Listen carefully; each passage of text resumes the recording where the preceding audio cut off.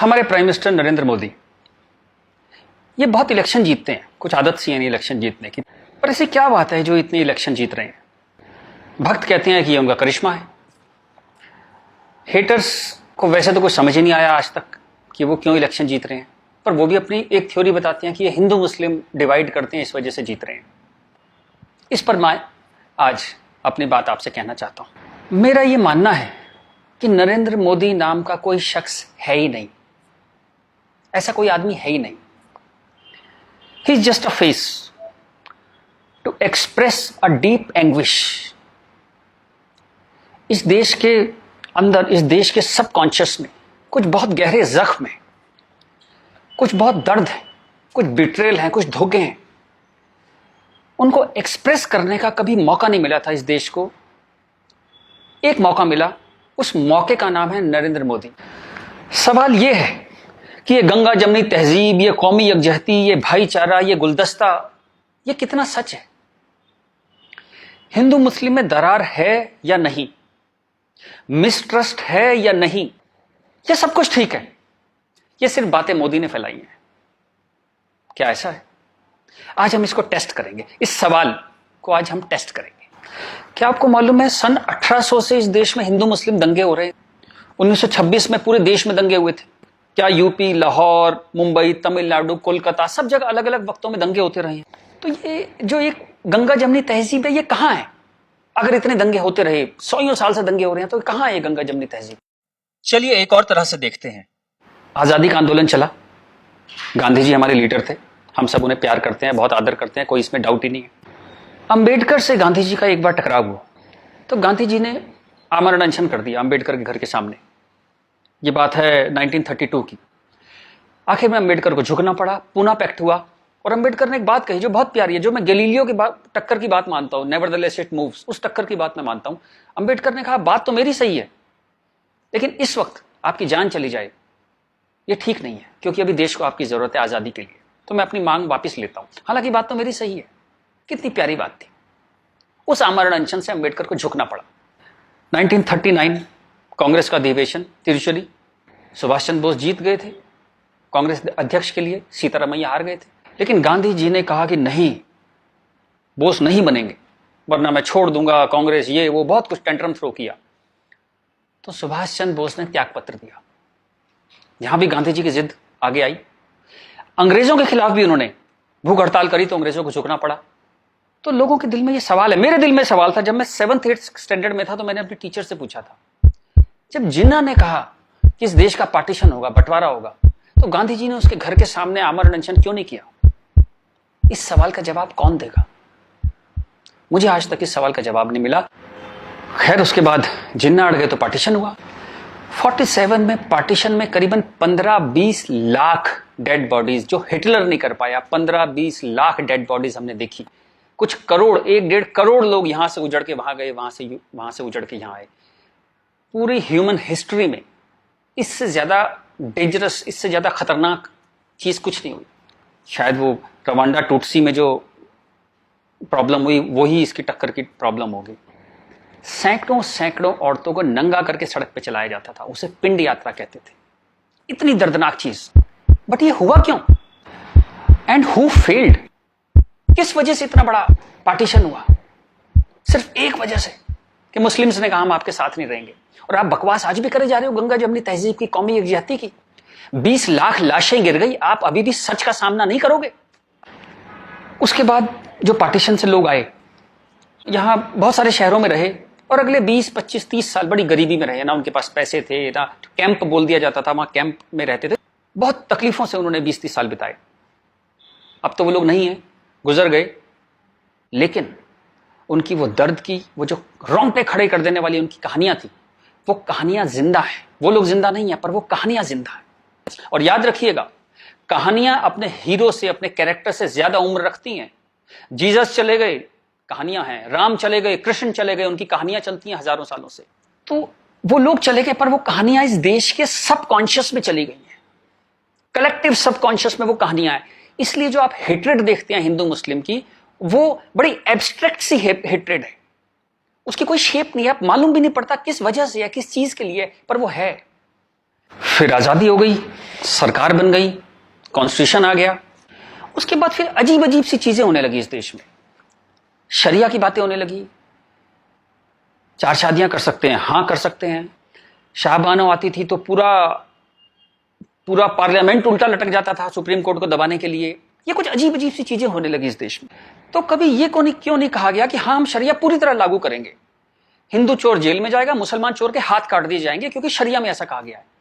ये कभी कहा ही नहीं गया किसी प्लेटफॉर्म पर, लोगों के दिल में था। अब इस सवाल को दबाया कैसे गया? कांग्रेस के हाथ में ताकत आई। अब उसे इस बात से बचना था कि पार्टीशन हमारी वजह से हुआ, हम लोग फेल हो गए। तो उन्होंने सारे टेक्स्ट बुक अपने हिसाब से लेके सारे यूनिवर्सिटीज के वाइस चांसलर्स और ये एनसीईआरटी, सीबीएसई सबके हेड्स उन्होंने अपने आदमी भर्ती करने शुरू किए। उन्हीं लोगों को पद्मश्री देना शुरू किया, उन्हीं लोगों को तमाम मनसब और तमाम तरह की, वही चीफ गेस्ट बनते थे जलसों में। सारी टेक्स्ट बुक वैसी छपने लगी जहां बस यही बताया जाता था कि दे दिया हमें आजादी, बिना खड़क बिना ढाल। और वो जवाहरलाल नेहरू या फूल लगाते थे और उस बच्चे उन्हें चाचा नेहरू कहते थे। लाइसेंस राज था, सारा प्रेस उन्होंने कंट्रोल किया और खुद वो बड़े मजे से रोजा इफ्तार की पार्टियों में जाते थे। वो पार्टियां जहां ये बताया जाता था कि कोई मिसट्रस्ट नहीं है इन दोनों कौमों के बीच में, बढ़िया दावतें खा रहे थे, रोजा इफ्तार कर रहे थे। कांग्रेस बिकेम अ मछली मार पार्टी। उन्होंने मुस्लिम वोटों की फिशिंग स्टार्ट कर दी, यहां से फिशिंग स्टार्ट हुई। और अगेन वही बात, कैरेट, एक बार जब बात समझ में आ गई तो फिर जितने नए नए लीडर आने लगे, लालू, मुलायम and so on, Mamata Banerjee, सब वही फिशिंग में लग गए।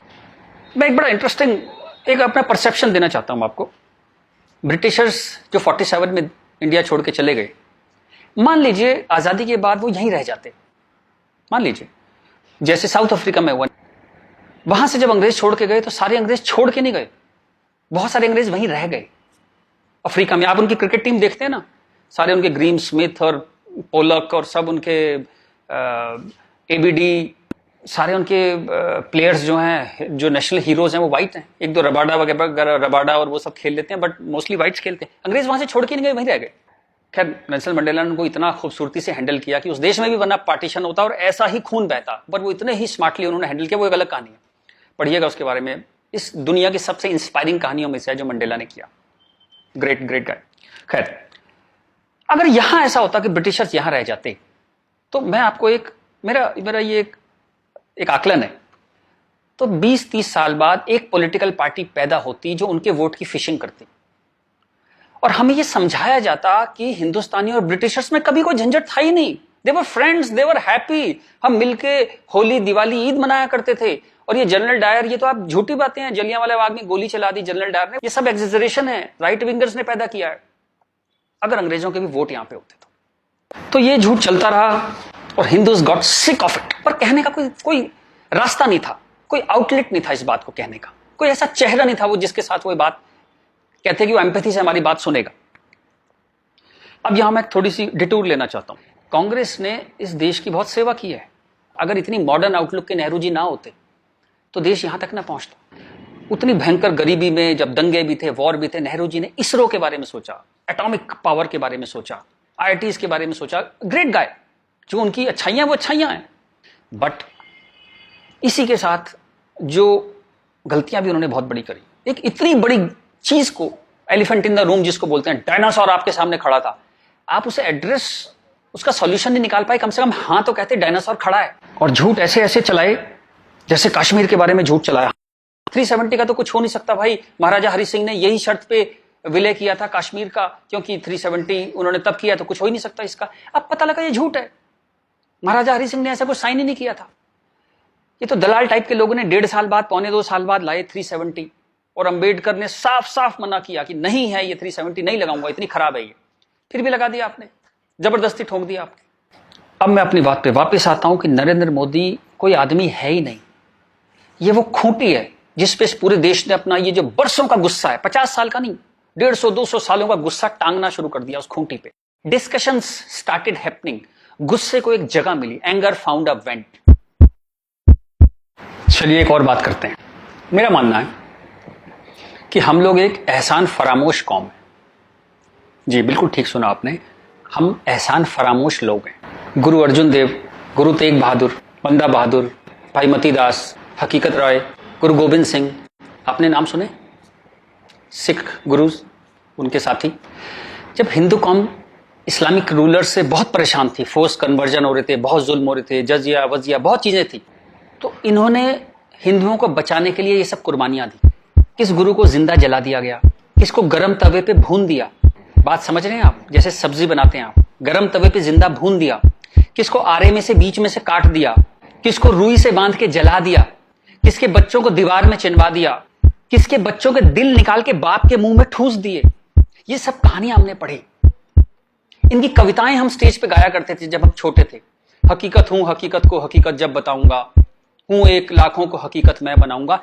इस सारे जुल्म को सहकर हिंदुओं में से एक वॉरियर कौम पैदा हुई, खालसा।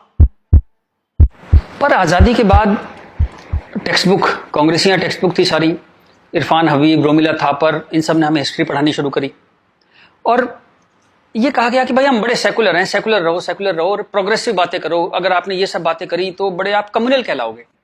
तो हम बड़े कंफ्यूज से हो गए कि क्या करें। तो कुछ समझ नहीं आया तो हमने सिखों पे जोक बनाने शुरू कर दिए। कल्पना कीजिए, हिंदुओं में से उठी हुई एक कौम जिसने इतने बलिदान दिए, आज हम उसके ऊपर चुटकुले बनाते हैं। बजाय उस कौम को सिर पे बिठाने के हम उस पर चुटकुले बनाने लगे। चलिए, ये वक्त भी देखा इस देश ने। यहां से प्रॉब्लम शुरू हुई। जिन मुस्लिम रूलर्स के हाथों, जिससे पूरे लंबे वक्त में वो जो हमने तकलीफें सही, जैसे ब्रिटिशर्स के हाथों सही, ब्रिटिशर्स चले गए, उन मुस्लिम लोगों के हाथों जो हमने इतनी तकलीफें सही, उनको आजादी के बाद हम कुछ एड्रेस ही नहीं कर पाए और कंफ्यूज हो गए कि ये सब जुल्म हुए भी थे या नहीं थे। ये गुरुओं ने जो इतनी बलिदान दिए थे, जो इतने सैकड़ों सालों से ये जो गुरुद्वारे बने हुए हैं, ये सच्चे हैं कि नहीं है, या ये मोदी ने बना दिए जाके चुप चुप के 200-300 साल पहले मोदी ने बना दिए। अंदर ही अंदर एक कैंसर है, इस गुस्से का एक कैंसर है जो इस देश को खाए जा रहा था कई सौ साल से। वो कैंसर पार्टीशन में दिखाई दिया। आपके 2 हाथ काटने पड़े, एक भारत एक पाकिस्तान बन गया, एक बांग्लादेश बन गया, 2 हाथ कट गए आपके अंदर इतना बड़ा कैंसर था। लेकिन आप क्या करते हैं, आप लिपस्टिक लगाते हैं, पाउडर लिपस्टिक लगा के आप कहते हैं भाई everything is well, all is well. चलिए इस प्रॉब्लम को एक और तरह से देखते हैं। तो ये भारत, पाकिस्तान, बांग्लादेश तीनों को मिला दें तो करीबन 50 करोड़ मुस्लिम लोग हैं यहाँ पे रहते हैं। ये कहां से आए? इतने मुस्लिम तो अरब में भी नहीं है, मिडिल ईस्ट में इतने मुस्लिम नहीं है। इस देश में पारसी भी आए, बुद्ध हैं, राजपूत हैं, सिख हैं, बहुत कौमें हैं, ये क्यों नहीं हो गए 50 करोड़? इस क्वेश्चन का क्या आंसर है? फिर एक दलाल टाइप के जो लोग हैं उन्होंने एक नया नैरेटिव स्टार्ट किया। ये पिछले 25-30 साल से ज्यादा जोर पकड़ा इस नैरेटिव ने, 20-25 साल से, कि ये प्यार से कन्वर्ट हो गए। ये हिंदू ही थे, प्यार से कन्वर्ट हो गए। वेरी गुड, वाह। ये कहा गया सूफी संत आते थे, दरवेश फकीर वकीर आते थे, उन लोग प्यार से कन्वर्ट हो गए। मैं आपको एक एग्जांपल देता हूं। जैसे हमारा एक बहुत बड़ा देश था, ऐसे एक बहुत बड़ा देश था पर्शिया। वहां पारसी रहते थे और वो कलाओं में, ट्रेड में, एजुकेशन में बहुत ऊपर देश था। उसकी वो पूरी सिविलाइजेशन बहुत हाई पे थी। ये मिडिल एजेस की बात है। मुस्लिम्स का अटैक हुआ, करीबन 25-30 साल में एक भी पारसी जिंदा नहीं बचा। सारे देश छोड़ के भाग गए, मर गए, लूट, हत्या, बलात्कार। और 25-30 साल में एक नया इस्लामिक मुल्क बन गया। बाद में जिस मुल्क का नाम पड़ा ईरान। सारे पर्शियंस कहां गए? कुछ भाग के तो हिंदुस्तान भी आ गए थे। वो प्यार से कन्वर्ट हो गए। ऐसा प्यार इस दुनिया ने कई बार देखा है।